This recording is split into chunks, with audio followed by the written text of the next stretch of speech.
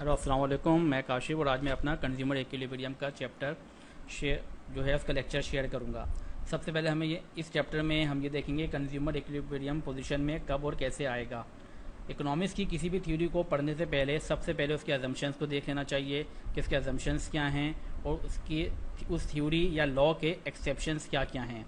यानी अजम्पशंस वो होते हैं जिसके ऊपर वो थ्योरी या लॉ बेस्ड कर रहा होता है, यानी क्या क्या चीज़ें होंगी तो ये थ्योरी या लॉ अप्लाई होगा।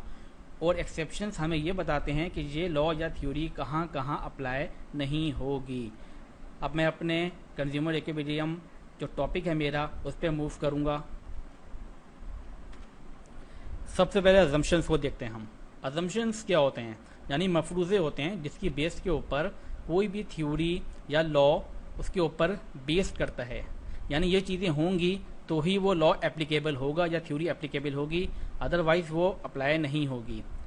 इसमें मैं एक अजम्पशन मिस कर गया हूँ। जो सबसे पहला था वो ये है कि जो कंज्यूमर होगा वो रैशनल होना चाहिए, यानी वो नॉर्मल पर्सन होना चाहिए इकोनॉमिक्स के अकॉर्डिंग। ये नहीं कि एक आम शख्स को हम कहते हैं कि वो भी रैशनल है। जो इकोनॉमिक्स जिसको रैशनल कहते हैं वो होना चाहिए। आसान अल्फाज में आप ये समझ लें, जो इस थ्योरी से एग्री नहीं करता वो इकोनॉमिक्स के थ्रू रैशनल नहीं है। ठीक है, अब देखते हैं ये the consumer has a given indifference map.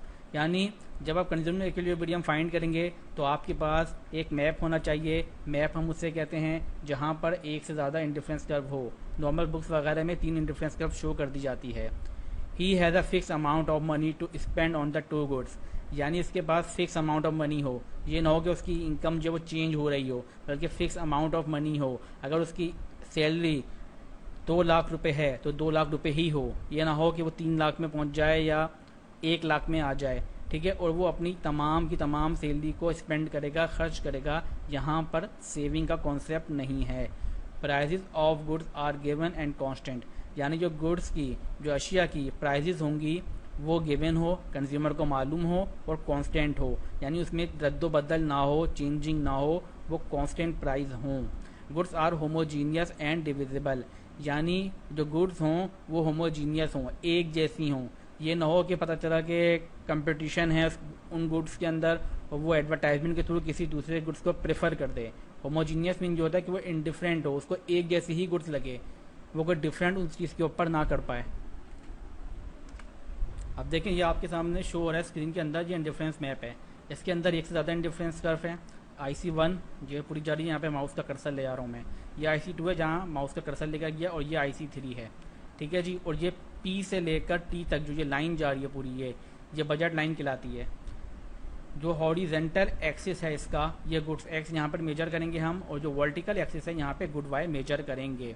ठीक है, अब इकोनॉमिस्ट ये कहते हैं कि कंज्यूमर इक्विलिब्रियम पोजीशन में वहाँ पर होगा जहाँ वो highest possible attainable indifference curve को टच कर सके, यानी पहुँच जाए। अब आप ये देखें, सपोज कि मैं ये कह सकता हूँ कि ये जो इंडिफरेंस कर्व है ये 1 लाख की बजट लाइन को रिप्रेजेंट कर रही है, यानी जिसकी इनकम 1 लाख रुपए होगी वो इस डिफरेंस कर्व को टच कर सकता है।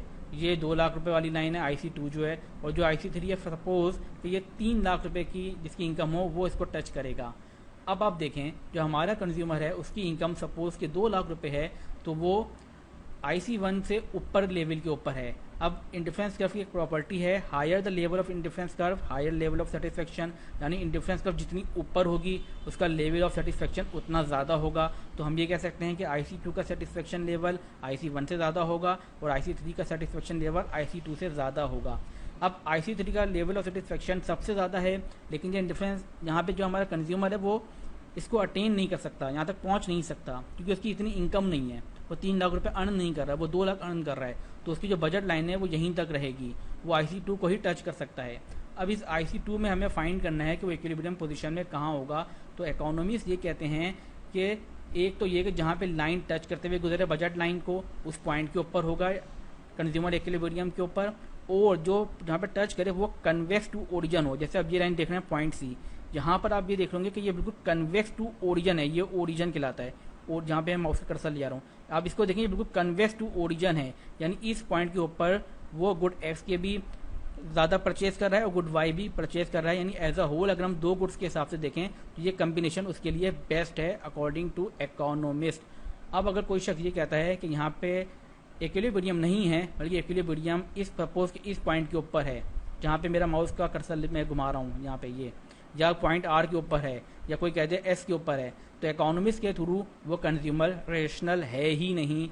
यहाँ पर हम रेशनल कंज्यूमर की बात कर रहे हैं, जो कि इकोनॉमिक्स कहते हैं। नेक्स्ट लेक्चर के लिए इजाज़त दीजिए, अपना ख्याल रखिएगा, अल्लाह हाफिज़।